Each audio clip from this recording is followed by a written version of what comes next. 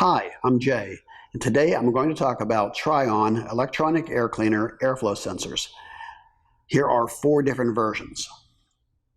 This is the first version of the airflow sensor, and it is a mechanical style sensor. When this is mounted inside of the air cleaner power box, it's mounted up towards the front, and a little hose is normally attached to this thing, and that hose then goes from this device down to a little port on the cabinet itself, and that allows this sensor to see the negative air pressure in the return air duct. So again, this is generation 1. All right, so now we're on to airflow sensor number 2.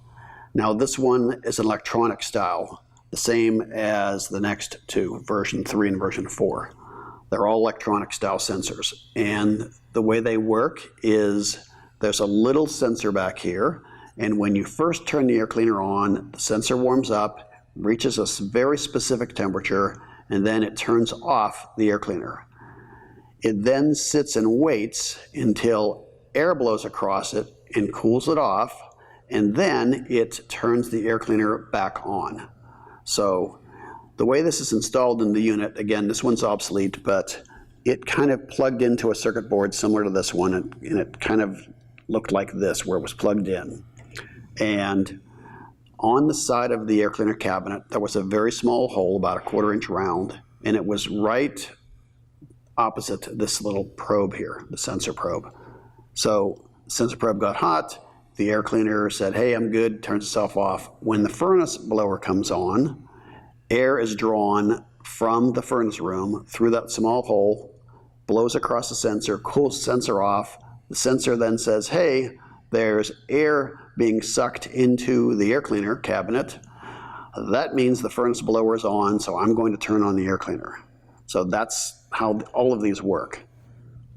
All right, now we're on to version 3. This one looks a lot like this, very similar, same circuitry basically. The real difference on this one is the way it connects. This one does not plug into a circuit board. This one has connectors on the side where you attach wires to it, and those wires will then run from this device over to the main motherboard. But other than that, it functions the same as this. It is mounted up in the front of the air cleaner cabinet of the power box, and where this little sensor is, again, there's a small hole about the size of a 1/4 inch that's directly in front of it, and that allows air from the furnace room to get sucked across the sensor and drop its temperature. So that's how this one works. All right, now we are on to the 4th version of the airflow sensor. So this one is soldered directly onto the motherboard. So it comes with the motherboard, you can't get it separately. And it works the exact same as these other 2 electronic sensors. The difference is it's connected to the motherboard, so that's less wires and less things to go wrong.